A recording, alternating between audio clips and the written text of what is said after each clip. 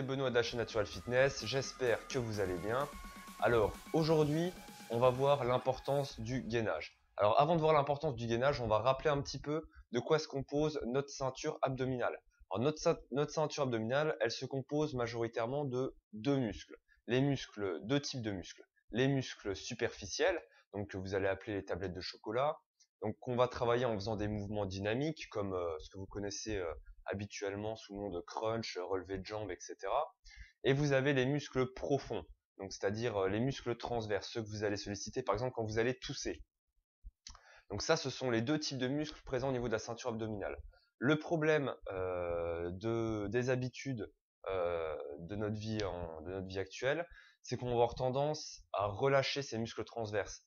De fait, par la position assise, donc qui entraîne une diminution de tonus des muscles profonds et du transverse, et qui va avoir l'effet relâchement au niveau du bas-ventre. Donc la solution pour avoir un ventre plat, ça va être dans un premier temps de retonifier les muscles transverses.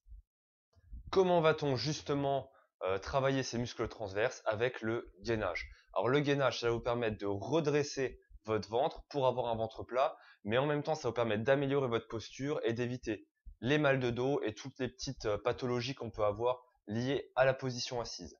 Le plus simple, c'est qu'on voit ensemble tout de suite les différents exercices de gainage à réaliser. Donc première posture, vous placez sur les avant-bras, les épaules à l'aplomb des coudes. Pour compliquer l'exercice, vous pouvez lever une jambe, puis l'autre, en poussant bien avec votre pied dans le sol. Lever un bras, toujours aligné avec le tronc, puis l'autre.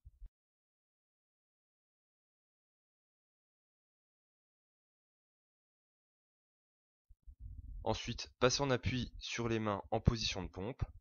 Pareil que l'exercice précédent, vous pouvez lever un bras, puis l'autre, toujours dans l'alignement du tronc et des jambes. Pensez bien à pousser sur votre pied pour lever votre jambe et contracter vos fessiers.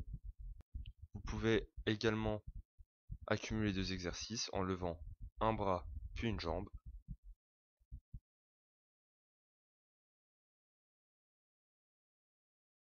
Enfin, vous pouvez avancer les mains, exercice plus compliqué pour solliciter les épaules plus intensément, en gardant toujours le dos droit, sans jamais creuser les lombaires. On passe maintenant sur le côté, toujours en appui sur l'avant-bras, le tronc aligné avec les jambes. On peut lever une jambe,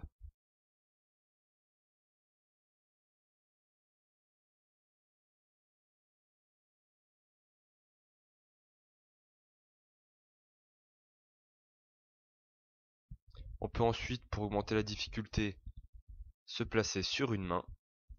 La tension sur l'épaule et sur le triceps de la main en appui augmente, et lever une jambe, toujours en gardant un alignement entre la jambe et le buste. Pour finir, on va solliciter la chaîne postérieure. Pour cela, on se place allongé à plat dos. On place les mains en direction du plafond et on va pousser sur les talons pour lever le bassin. Ensuite, on va se mettre en appui sur les pieds, genoux fléchis, et on va monter le bassin de manière à aligner le tronc avec les jambes. Ensuite, on va tendre une jambe, toujours en alignement avec le tronc, puis la deuxième jambe, en maintenant le regard vers le plafond, les mains à plat au sol.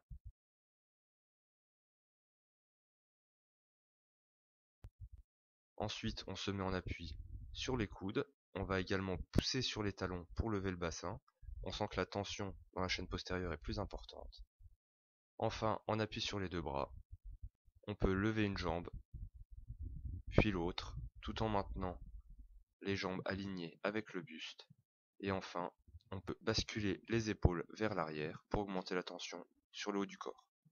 Voilà, donc j'espère que vous allez appliquer toutes les postures que je viens de vous montrer. Donc le plus simple pour vous, c'est de faire un circuit où vous tenez les postures dans un premier temps quelques secondes, jusqu'à tenir 30 secondes, puis 1 minute, puis 1 minute 30, selon votre niveau. Le but, ça va être de progresser. Donc ces exercices vont vous permettre de retrouver un ventre plat et de retrouver une posture équilibrée et de lutter contre vos douleurs dorsales. Alors le petit conseil nutrition que je peux vous ajouter à ça, c'est manger des fruits et des légumes.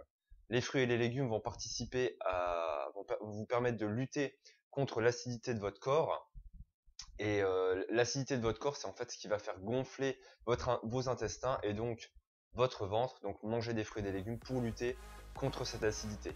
Allez, je vous souhaite une bonne journée et je vous dis à bientôt pour une prochaine vidéo.